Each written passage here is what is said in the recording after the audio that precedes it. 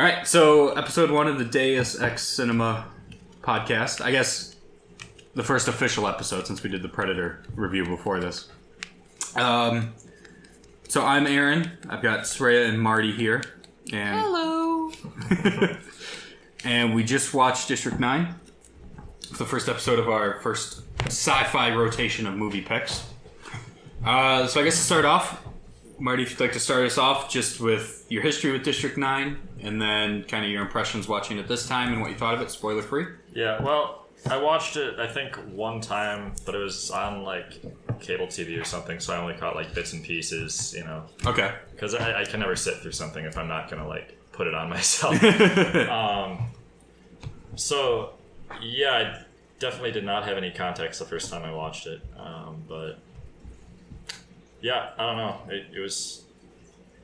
The parallels to real things was pretty painful. That's kind of all I was thinking about. Yeah.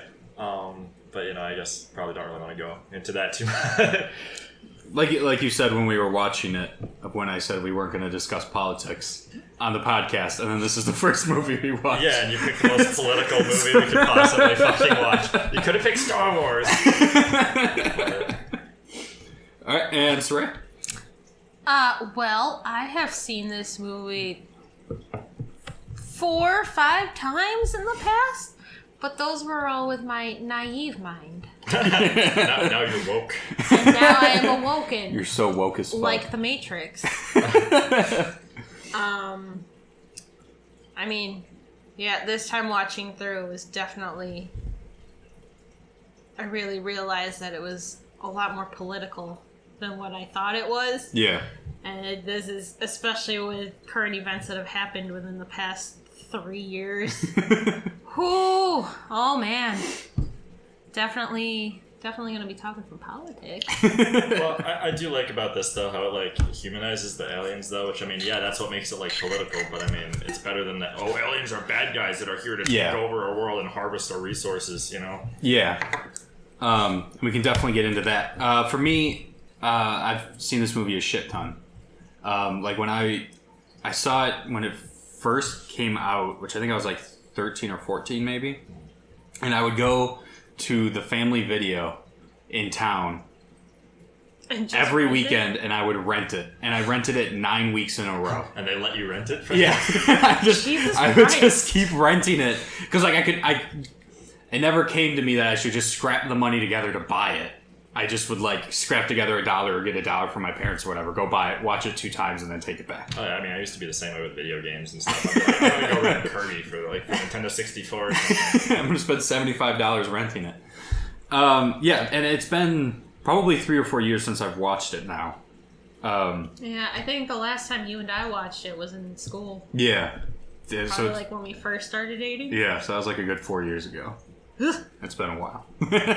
We're old. Yeah, so I guess now we could just get into spoiler talk. Just free out. I think obviously, I guess before we get into spoilers, we should say, would you recommend it or not? Oh, hell yeah.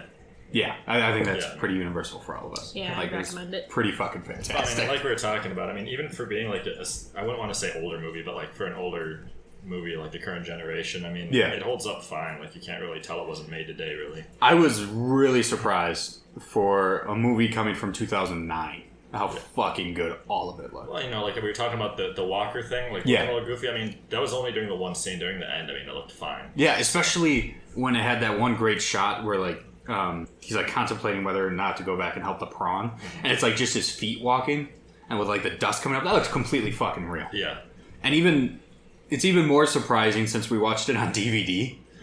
We didn't even have the Blu-ray. It's just the original print D&D or DVD from 2009. Yeah, and it still looked that fucking good. No remaster. No. I guess one of the other things too, for a bit of a starting point, is it really stood out to me this time how weird it was that it starts and ends like a mockumentary. And found footage, but then completely abandons that in the middle. Right. Yeah. The camera, the way they were holding the camera still made it look like it was still a documentary. Yeah, it still had a real shaky cam, like hand camera kind of style to it. But I don't think it's meant to be interpreted as a found footage. I think at that point, it's more they did that to try and put the viewer in the situation instead of saying like they're watching a movie. I think it was supposed to be like a little bit like you're still making the movie, but it's not like you're making a documentary like that. Yeah. Well, and I thought, especially the just the huge exposition dump towards the beginning it felt a bit much to me this time. I don't know, maybe if it's just because I'm so familiar with the movie. Yeah. But that was long. It was. I mean, and that it does make you kind of realize, okay, I'm watching a movie that's pretending to be a documentary. Yeah. You know, I think near the end it kind of seemed a little smoother because in a way, like they had those fake interviews and stuff. Yeah. And I didn't really like those. If they were gonna have the mockumentary kind of thing, I think just having like, oh, this random person that we don't understand the context of who they are is giving commentary on who Wilkes is or whatever. Yeah. It's like I feel like they could have cut that out and kept the like news report style, I guess. Yeah. I did think they used it pretty effectively though. When after they introduce Wilkes and then it starts building up to them going into District 9 for the first time, and you have all those different snippets of the people saying like, oh, we couldn't have predicted what was going to happen, and like talking about him turning into a prawn before that's what's going to happen. Yeah. And I felt that was a good way to set up the tension of it. But then it still takes so fucking long to get to that point where I feel like you could very easily forget that something's going to happen to him or that was even a part of it. Because then the whole part in District 9 also builds the tension just fine because it goes so shit bad. Well, and again, once like he got caught and they started experimenting him on stuff, and stuff like that. That's when they went back to the documentary style. Yeah. Where it just happened like all of a sudden like, oh, he's turning into a prawn, and then all of a sudden it's just like boom, like montage of him getting experimented on. Yeah. It's that part seemed a little fast, like I blinked and missed like a portion because I remember it going from like the hospital to all of a sudden he's trying to shoot the guns. Yeah.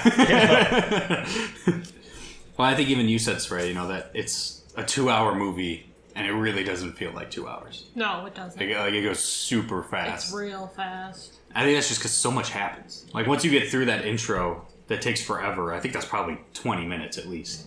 And he gets to the points right away too. Yeah, and then it's just, all right, he got sprayed in the face. All right, he's sick. Hospital. Shoot guns. All right, now he's up. It's just real fast. Which, I mean, I guess I could kind of understand both the fact that they want to make it sound like they kind of want to get the urgency across. Because, I mean, he did go from, like, being exposed to, like, starting to change and transform and stuff, like, really fast. Like, it was a 24-hour period. Yeah. And I think even at the end of the movie, it's like 74 hours or something. I get maybe they're trying to push the urgency of the situation a little bit, but I think the reality of it was probably the fact that they're trying to condense what should be like, a multi-day period into 2 hours. Yeah. So, when I realized, I feel like the reality of the situation would be more of a slow burn, realizing that, you're turning into something like that. Yeah. Like, you get all the existential stuff when you're sitting around doing nothing. In reality, so. I also thought, I know we had talked on how great the CGI looks a little bit, but I thought also the prosthetic for his fake hand Fuck yeah, was just fantastic looking. It was like alien level good. Yeah. Like, especially when he cuts off his finger. Oh, yeah. Like, that's just... Yeah. Oh, God. It's so awful. Well, I mean, like, when they show the close-ups of him trying to, like, pull the triggers on the gun and stuff, I mean, it was... I get, like, it was probably a byproduct of having a prosthetic, but being able to see the fact that, like, he still didn't really know how to control... Yeah. His new appendage. Yeah. And especially, like, going back to The Predator, which I know you weren't on that episode, Marty, but there's moments in The Predator where... the people in the Predator suits are trying to grab things, and you can clearly see that their real fingers end halfway through the costume fingers, and they're like grabbing it with the middle of the fingers. But I didn't even see that on this one at all, and the fingers were 5 times as long as a Predator finger. And like not really jointed. Yeah, at all. It was just like a weird hentai hand. Tentacle porn. Well, this became a huge hit in Japan. And I saw you had notes, Marty. Is there anything? Well, it was just little things that I noticed, like just I guess plot holes in a way. I guess. Okay. But we can talk about that later. I guess. No, we can do it now. We're in spoiler talk. Let's just. Well, like the one thing that I was thinking about the entire time regarding his transformation was, okay, so the one alien, Christopher, I guess is what they call him. Yeah. He made a fuel for his ship. It took him fucking 10 years to make it. And then, but exposure to humans turns him into a prawn. Yeah. Yeah, I was thinking that too. That's really spaceship fuel a weird is stretch. a transformation for, like, I just don't. That was the big thing for me, because when I started to think about that, I'm like, but why did he turn into a prawn? Yeah. And why did Christopher expect that? Yeah. Where, like, he saw him turn into a prawn, he was like, oh, the spaceship fuel. Yeah, I mean, until like, if you never saw it and, you know, you expected it to be, you know, you almost expected it to be like a weapon almost, like, you know, a way to get back at the humans or whatever. Yeah. And until you realize, oh, it's just fuel. Like, I think the only possible explanation I could think of, and I mean, this doesn't justify it because you shouldn't have to do this much brain work to make the plot work. right. But the only thing I could see is, since their weapons have like that biological interface that I guess maybe their fuel does too. Yeah. But that's fucking stupid. Yeah, so it doesn't really work. Well, and especially because all they were trying to do is get to the mothership, which, as far as I could tell, was within the stratosphere, like within our atmosphere. Oh yeah, you yeah, know? definitely. Why did he have to have that specific vehicle? I mean, I understand the complexities of trying to find a way to get like a helicopter or an airplane or something up there. Yeah.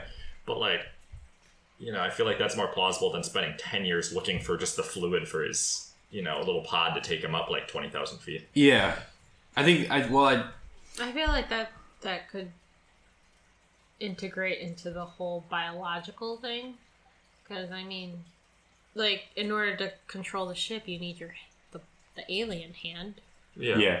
But, so, I don't know. That's just me. Well, and I guess also, though, when he does take the pod up to the mothership, he doesn't leave it. I guess so. He just pilots it straight from the pod. It just, I don't know. It just seems kind of weird to me. Oh, no, yeah. The entire mothership's controlled by a drop ship, you know, cockpit. Yeah. You know, and they even called it a drop ship. Like, it's just meant to transport people down to the surface. Yeah. Yeah, that was definitely kind of weird. But. So, yeah, that was kind of the big thing.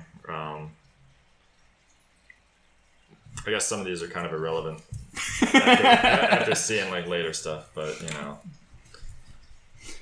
I think another thing though that really helps the movie is how good the action shot. Mm-hmm. Like even, I mean, it's not fantastic, but I think Blomkamp, that's one thing that he's really good at, is shooting pretty interesting action in kind of weird ways. Right. Like I don't know if you guys saw Elysium at all. I saw that one with you.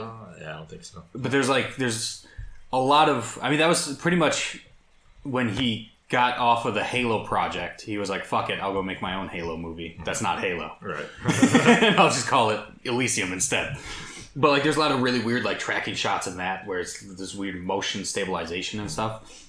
And I feel like you could kind of start seeing that in this one with how good a lot of the action is here. Yeah, I mean, and that's the one thing about this that I kind of did notice was how the action was almost a way to move the plot. It wasn't action for the sake of action. Like, you know, he was actually like working. They were actually working towards a goal when they were sitting there fucking blowing dudes up with a laser gun. You know, it wasn't just like, wow, look at that guy explode. You know? Yeah, and it all made sense. Like why the people involved in the action were involved and what they were trying to get out of it. Yeah. And I think, too, it was good. I don't know if you guys really noticed this much, but one thing that stood out to me was how little blood there was from, like, human guns. Mm. Like, whenever anybody was shot, there was no blood. Yeah, or even, like, a grenade blew up, and it was almost like a PG-13 movie in those parts. Mm-hmm. But so then when you get the alien guns that are eviscerating people, it just is so much more shocking. Right. You know, like when he had to pull the trigger on the one guy in the lab. Yeah. You know, and you just see all the guts just stuck on him and everything. Like, that's when it gets real. You start to realize the like severity of the situation. I guess. Definitely. I don't know. Did you think anything about the action? Sorry? I thought there was a lot of shaky cam. Yeah. And I don't. You were not wrong. There was a shit ton of shaky cam. I know. I like Transformers and Avengers. And it's okay. We can edit that out. Shut up. Shut up. I just thought, ooh. Everything was just moving so fast, and I was like kind of getting sick, and it was getting real hard to like track where things were and who was shooting what.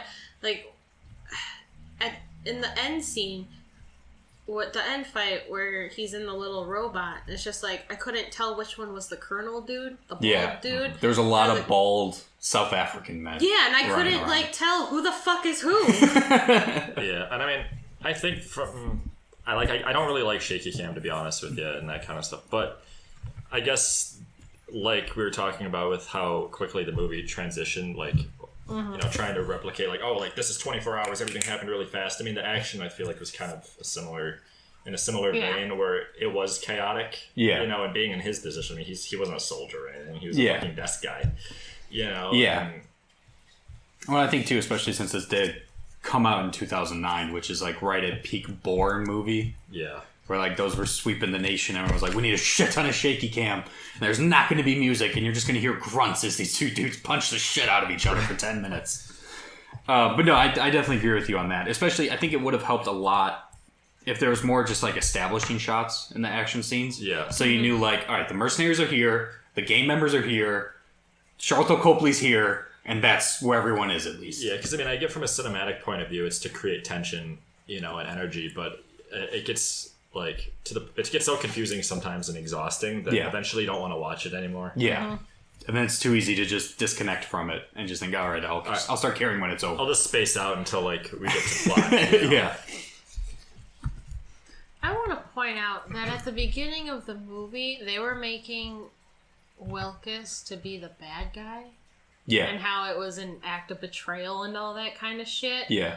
But then you get to the end of the movie and everyone's just like, oh, I'd totally help him if I knew where he was. Yeah. Like, they do a complete 180 on him. Well, I mean, I think that's kind of a good thing, though, because, I mean, like, it kind of blurs the line between who's the bad guys and who's the good guys. Yeah.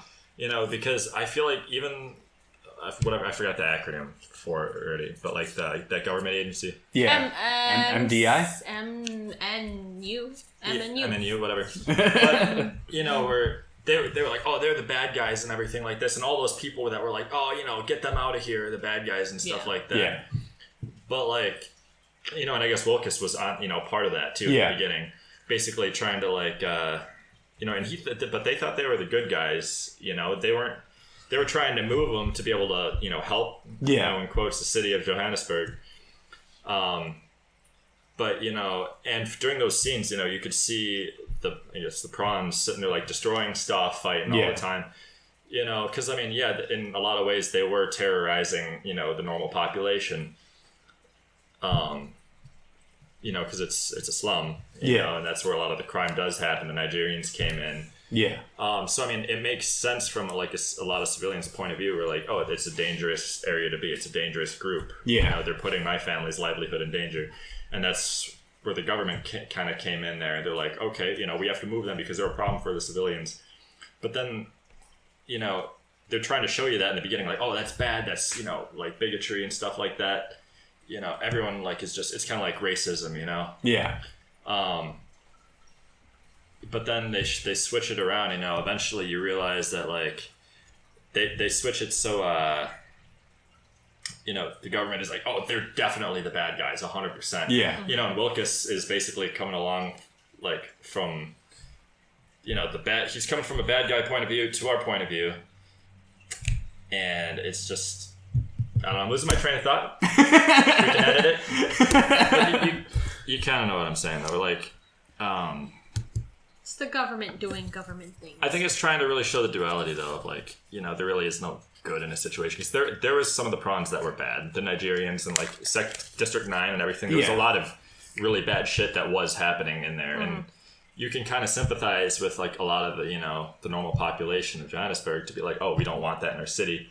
But then you realize that there's also totally good functioning, you know, people like prawn civilians that were living there that just wanted to take care of their families. You know, and it kind of goes from it's all about like Wilkes's change in perception from realizing like that, because he didn't really see any of the human aspects of them at first. Not at all. But, you know, once he started to turn into one, it's a pretty ham-fisted way of saying, oh, now my perspective changed. Yeah, I think that's one of the really interesting things to me about it too, is how really there's not really any good guy in this movie, like other than Christopher and his kid. Pretty much every single character is a piece of shit. Yeah. And at least a good chunk of the movie. I mean, even Wilkes, like at the last second when you realize that, Until like the last 5 minutes of the movie, he's a total fucking scumbag. Oh, yeah. And I thought one of the bigger problems I did have with it was the corporal guy. Corporal Coops or Cuckoo or whatever. Koopus. He was so over the top. Mm-hmm. He was so just ridiculously... I like to kill shit. Mustache twirling, I love me killing prawns. Yeah. And it almost took me out of it a couple times where I was like, this is just too fucking ridiculous. Like, I kind of wish they would have made him like more of a generic contract, like soldier guy. Yeah. Where like there's a little bit of morals in there, but like he's still trying to detach himself from the situation and the moralities of it. Or like, if he did just see that this needs to be done, but it at least affected him a little. Or he was a little reluctant to like have to kill all these prawns and stop this from happening. Because I'm pretty sure that's like more of a realistic moral problem for a lot of soldiers and people that have had to go overseas, and their job is to potentially kill other people. That are like the government is just going to demonize whoever they're supposed to kill because they're trying to get rid of the moral connection. But at the same time, I mean, there's still people. Not everybody's ever going to be like just a chaotic monster like they're trying to view some of these prawns. Yeah, definitely. And I think it would have been nice to have a little bit more complex character instead of like, they're bad and I believe the government because that's who I am. I like to kill shit. I do think one thing that this movie could be helped with a bit is a bit more complicated characters. Everyone's pretty surface level, one note, except for Charlotte Copley's character. I keep forgetting his name. Wilkes. Except for Wilkes, there's no real arcs. Yeah. Like everyone just has their sort of role to play, and then Wilkes plays through his really predictable arc, and then that's really it. Well, and like even like I guess his father-in-law, what a piece of shit that father. Right from the get-go. Yeah. He's like, okay. At first, they're like, I promoted him because it's not because he's family, but the implication is that I promoted him because he's family. Yeah. And then all of a sudden he's like, don't you fuck this up for me. Yeah. And then like not even a day later, like literally like 18 hours later, he's like, I'm gonna gut him and tell my daughter that it's like that he fucked a prawn. Like that is what happened. He fucked a prawn. Like there was no redeeming qualities in him for the entire movie. Oh no. Yeah, no, not at all. The thing is, you don't even see what happens to him afterwards. Like the last scene you see is he's talking to his daughter. Yeah. And then I think he dies though. Not the father, no. In when Charlton Copley and the Christopher blow up the building, and the Colonel dude is with the dude by the window. Oh, does he die there? I think that's him. I guess he didn't get up from that. And then they show the daughter at the end, his wife. Yeah. And she's just like, oh, I found this flower. Yeah. Like, I don't care, like, everything is fucking destroyed. Yeah. Yeah, I remember when I was younger, that ending was, like, awesome to me. And thinking, like, oh my god, that's him as a prawn. It's coming back. And now this time it really fell flat. Like, once they left, I almost wish that they had just ended it with the mothership leaving and... Well, I can't fucking remember his name again. And then Wilkes, it always sounds wrong to me. And then Wilkes just like laying in the mech. Or out, I guess he's out of the mech at that point, isn't he? Yeah. Where he's on like the camera from the helicopter. Yeah. Like the last note footage. Yeah, because like when all the other prawns are like destroying that one dude. Yeah. Yeah.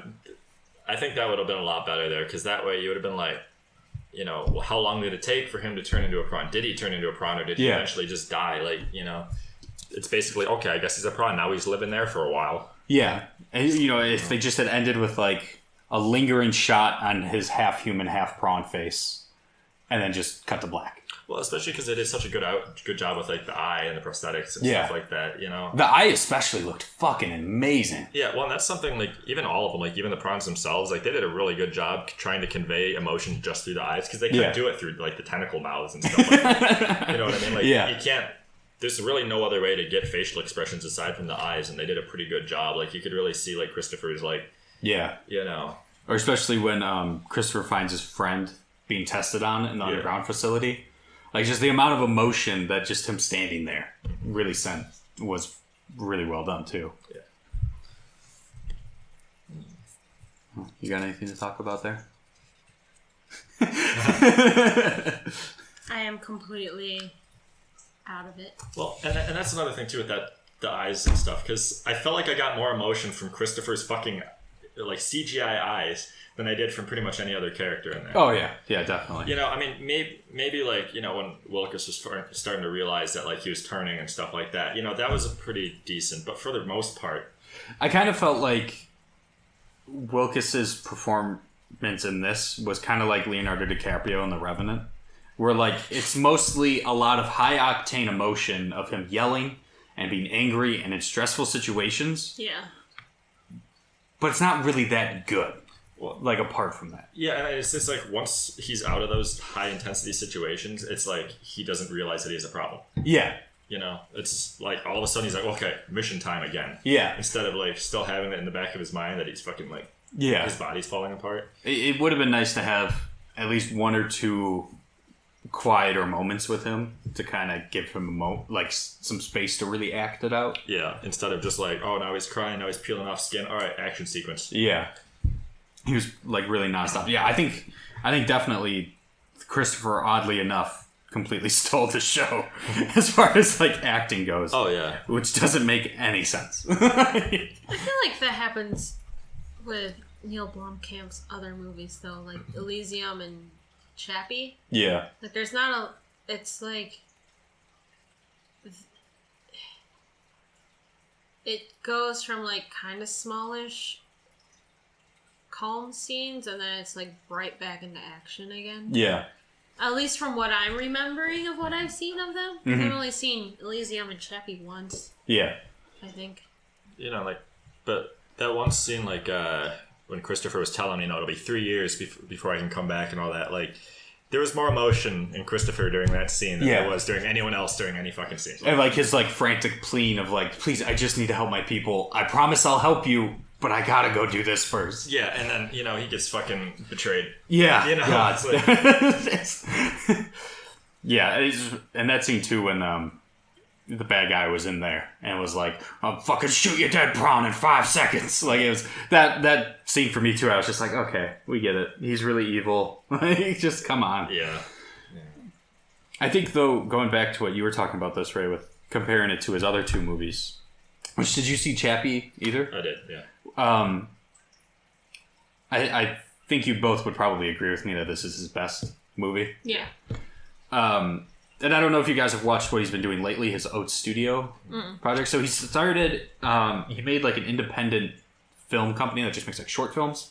And a lot of them are experimental, using real-time rendering in Unity to make like completely CGI films. Mm-hmm. And a lot of them are really good.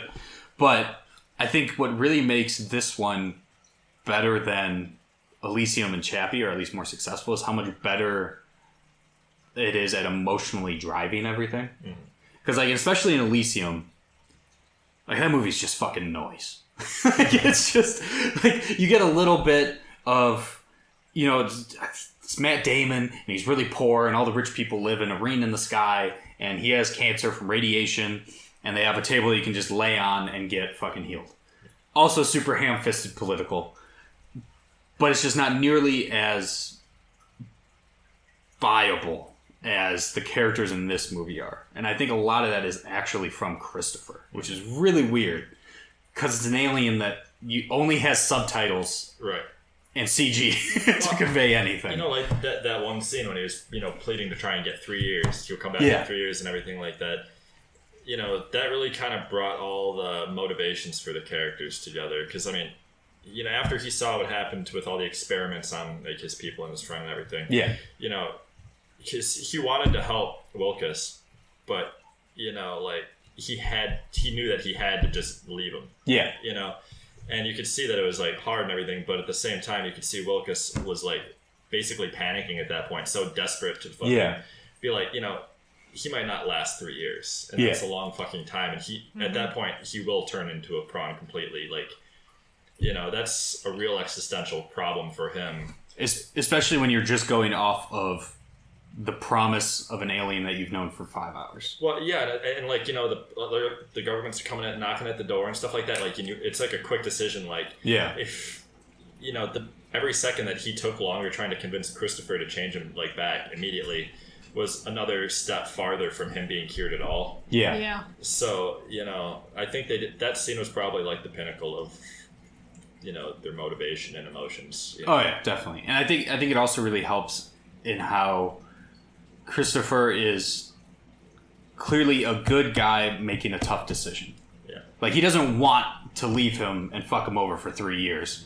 Whereas, I forgot his fucking name again. I can't remember it for the life of me. Charlton Copley. So Wilkes. Something like that. Looks like Willis. His name is Willis. Because when you have Wilkes, it's really, until the very end, he's a bad dude just making self-serving decisions, and he's just happening to help Christopher do it. Whereas in Christopher, you have the opposite of, like, he wants to help everyone. He just wants things to be good and be fine, but he has to fuck them over. Yeah. And I think that helped a lot. And I think that's one thing that Blomkamp kind of tried doing with Chappie, where you have, like, the all CG character that's kind of supposed to be, like, the moral perfect centering for the film, and it just didn't fucking work in that one at all. Well, I feel like the big draw for that was Dion. Oh yeah, which is a terrible decision. Yeah, because Dion for playing themselves, it just doesn't really work for a movie. But I mean, I guess as far as Wilkes being kind of like just a dick throughout the entire thing, like real self-centered, you can kind of understand why he would be selfish near the end there. Yeah. Mm-hmm. It's like there's a panic, Like if you were really transforming and that's what was happening with your life, would you not be like, 100% focused on just trying to make that stop happening to you? Yeah. Especially when it's taken every single thing in your life away from you. Yeah, like even your physical like identity. Yeah. Yeah. So, I mean, like, at first you're like, oh, I can't believe he betrayed Christopher. But it's like, yeah, but he panicked, He was fucking, Yeah. He was terrified. And it especially definitely shows his vulnerability to making decisions like that, I think, in the beginning. Because repeatedly, when he's going from door to door, he's really an ass to a lot of the prawns. But it makes sense that he's being an ass. Yeah. Because it's like a really shitty situation to have to be in. And, and then they are going into every single shack has like 20 fucking guns in it. And they are breeding 50 aliens when they're in a facility that was meant to hold 1 million, and now there's almost 2 million. Yeah, and like every single one that he knocks on the door, I mean, like, every single one is going to resist, obviously. Which, I mean, makes sense from, their point of view, but it's still a job. Yeah. And like, you can even be morally opposed to it, but still have to be the one to fucking knock on the door and put yourself in line and be like, hey, we're forcing you to leave. You almost have to harden yourself in those kind of situations to like convince yourself that you believe in your job. Yeah. What I was getting from those scenes was like him trying to fit in. Yeah. I got a lot of like forced reaction from him, just from like the kind of crowd he was around. Yeah. From the military dude and him being nice to, when they're getting ready to leave. Yeah. And he's like, hey, isn't this a little too much ammo? Yeah. And you got the colonel dude coming and just yelling at him. I feel like he was just trying to be tough. It was even happening, what scene was it? He was like, maybe it was the end scene where he's fighting the colonel again, Kupis. Yeah. And he's like, come on, what you got? Is that all you've got? And it's just him trying to measure balls with him. Yeah. Well, because, I mean, he was kind of put into a position he was not qualified for. Yeah. He was put in there because his father-in-law basically put him there. And, he was trying to live up to his expectations, trying to posture to say, like, look, I am ready for this and all that. Yeah.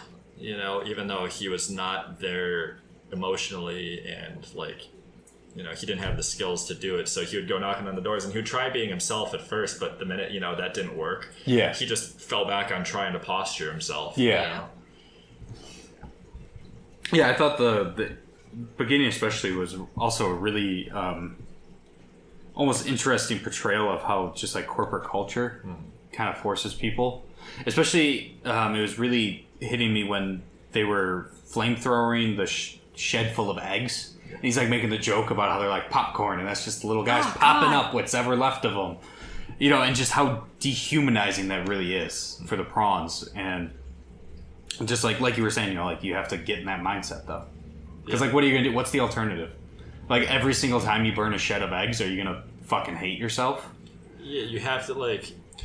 I mean, my dad knows a guy that was in Iraq. Yeah. For a couple tours. He got forced over for an extra year after he thought he was going to come home. Yeah. And by the end of it, he was just.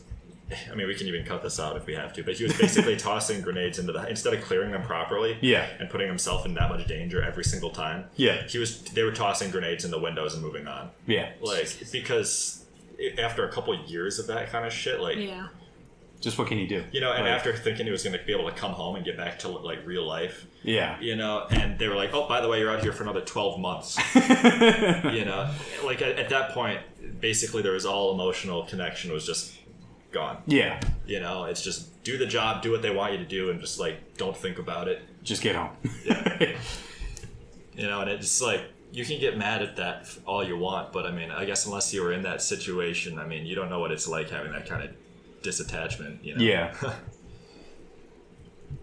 I also really liked how well the movie did at portraying how that sort of South African culture would respond to something like this, like how they did incorporate the very voodoo sort of superstitions about it all, of eating the aliens gives you their it lets you have their power and you gain what they have, cures all the diseases and stuff. Which is I could easily see happening if something like that did happen. The new pyramid scheme, multi-level marketing would be, we have some prawn oils here for you, and it'll help your beard grow thicker. Right. And I feel like the movie did do a really good job of showing how people probably would react to situations like that, because I feel like, they modeled it after real life scenarios and how society kind of devolved to adapt to it. Yeah. Because a lot of the behaviors and stuff that the Nigerians and the gangs and stuff like that, all the organizations seem totally believable. Yeah. None of it seemed too far out of human nature. Yeah. The only slight part that to me I was like, that's maybe a little far, is just how instantly the one corporate guy was like, yeah, let's chop them up. Yeah. That was just it was so fast of him just being like, oh yeah, fuck it. Especially after, it was 5 or 6 hours after they got him. Yeah. I feel like they would have sat there and maybe deliberated a little bit more. Maybe they could use him as a weapon. Yeah. Right. Or something like that. But I mean, aside from that, it's more the district itself felt like a pretty real type of thing. Oh yeah, definitely. I mean, I feel like there's stuff like that that's fairly common over in Africa and third world countries where where the first world countries come in and try and fix things, and it just kind of fucks things up more. Yeah. Yeah, cool. What a good note to sit on there. Yeah, I think that's pretty much. Well, that and another thing I have is that how they stole the fluid and went through, they stole the weapons. Yeah. And they did that and created those enemies so they could go steal the fluid, which they used to get the ship up. Yeah. Which just crashed the ship, and then they just ended up tractor beaming the ship up anyway. They didn't need you could have done that for 10 years, man. All right. Also, one of the things that was bugging me was after they got the fuel, their guns just disappeared. I was like, what? Keep that shit on you, man. People are coming. Keep the badass alien guns. Yeah, the last scene was him, running out of the building, when they threw the bomb. Yeah. Got into the trucks. He shot, one more over the corner, and that's the last you saw of it. I'm like, that gun vaporizes people. And there was, 3 or 4 guys coming for them when they were trying to get to the ship. Yeah. I'm like, just fucking hide out there, wait for him to poke his head down and vaporize him. Yeah. Or if Christopher had the gun when the corporal was beating the shit out of him. Yeah. Probably would have been fine. But, what are they going to do? I mean, that's just for the plot. Yeah. Right. Well, I don't know. Any closing thoughts? I think I vented enough. Any closing thoughts for you, Soraya? Completely out. I have nothing to say. I guess the other sort of thing that we ended on with the Predator review too is we looked at like the IMDb and Rotten Tomatoes ratings and see if we agreed with them. Okay. So on Rotten Tomatoes, it's got a 90%, Metacritic an 81, IMDb is 7.9. So roughly like an 8 to 9, it seems like. I think that seems pretty on par. Yeah. You know, Yeah. what I would think. Because, I mean, it's definitely one of the movies that I think is almost to the point where I think everyone that's into sci-fi, like, does need to watch it. Yeah. But, I mean, there were those few little weird plot holes. But honestly, I feel like if the movie could have gone for another, like, 20 minutes, they could have fixed a lot of that shit. Yeah, definitely. But it makes sense why they couldn't. Because who's gonna sit down and watch a 2.5-hour movie? Like, Yeah. I think I'd probably go like a 7 or an 8. I don't think it's quite a 9. It's a little too heavy-handed for me for a 9. That's true. Like That like 7.5 or whatever IMDb was. Yeah, 7.9. Yeah. I will say though, looking at the budget here, only a $30 million budget. That's nothing for what they did though. That is an insanely good-looking movie for they had $30 million. helicopters and shit in there. Like that is fucking crazy. I mean, let's see how much Batman v Superman cost. Oh no, God. 800. Oh, that's revenue. All right, let's see here. Because this movie looked 250 for Batman v Superman. And that was not good. Yeah, I mean, this movie looked like I would not be surprised if this movie came out today, and I would see it and I'd be like, all right, like this is some of the best CG coming out right now. Yeah, I mean, honestly, I think the thing is about District 9 is that the CG wasn't really all of it. I mean, yeah, that was important for the prawns. Yeah, But like aside from that, they didn't really need it. yeah, You know, which allowed them to be a little bit more careful with it, I think. yeah, definitely. I think the other thing too is I thought the prawn design is really awesome. Yeah. I mean, it's you know, it's still like a humanoid alien kind of thing, but like not only like all the articulation and like the tentacle mouth, and they also have like the little mandibles in there. They have like the little hands in the bottom of their rib cage that are constantly twitching and moving. Or even like when Christopher's friend got shot and he was twitching a shit ton. Like it just did such a good job of making them feel really fucking real. I mean, even like the first scene when you know they cut into the main hull of the ship and you see them all like, you know, decrepit and like dying in there. Yeah. Like you're expecting like, you know, big scary alien jump scare or whatever, and it's like they did a good job showing that like it looks like a refugee camp. It looks like a bunch of people that are just, you know, scared and alone and in a really shitty situation. I think this one also kind of in a way reminded me of probably one of my favorite sci-fi movies to come out lately, Arrival, where it's like it took a very basic, you know, cliche thing of like, all right, now we have aliens here, but then it looked at it in such a different perspective than you usually get. Right. You know, like Arrival's all, how do we communicate with them even, and this one's like, all right, well, once, like, how do we even integrate them into society? Like, what do we do with them when we have them? Right, you know, because their first like instinct in the movie was to be like, okay, we got to help them, we got to get them in a camp, take care of medical aid. Yeah. And then they're like, okay, now we got them, and what do we do? There's a ton of them. You know, we can't just support them. Yeah. You know. And I like too how they made the point of that, like, it's not New York, it's not France or like some super rich country, it's Johannesburg. Right. Like they don't even have the greatest systems for themselves, and now they have a million aliens to take care of. Right, you know, and it kind of goes to show how like the best intentions can really, you know, have consequences for the future. Because like all it did was just breed contempt for them. Yeah. When they wanted to help. Yeah. So. And then at that point, what the fuck do you do? Yeah. So I guess we all came in 7, 8, 9 range, right around there. You spooked me with that power button. Yeah, I did too. I was like, what are you doing there, Surya? Just, fuck yeah. But yeah, no, I mean, I'll probably watch it again once I kind of forget what happens a little bit. Yeah, right. I mean, hey, I watched it every weekend for 9 months. Or 9 weeks. 9 months. I'm sure you can do the same. It's okay, we got it on DVD. Not even Blu-ray. I'll go make a VHS copy. Oh, fuck yeah. Give me a Betamax tape. Laser disc. I guess last thing then, Marty, do we want to talk about sort of how the podcast is going to work from this point going forward? Because I think it's been like a month and a half since the Predator episode. Yeah, I don't know if we're gonna really bother with putting them up on YouTube. But I mean, if we do, it'll probably be just like the Predator one. Yeah. But yeah, just gonna plan on every other Monday, I think, for the movie reviews. And then the Mondays in between them will be just roundtable discussions. Each person brings a topic. It can be anything. Just talk about it for a while. Just discuss it. And then for movie selections, we're going to be doing random wheel of genres. And then when we land on a genre, each person will pick a movie. We do one rotation and then pick a new genre. Just keep the mix going. Yep, so there should be probably another 4 weeks will be sci-fi. But the roundtable has nothing to do with the genre. Right, yeah. Like, the roundtable is completely separate. The next two film podcasts will be more sci-fi, and then we'll spin the wheel. Spin a wheel. See what we get then.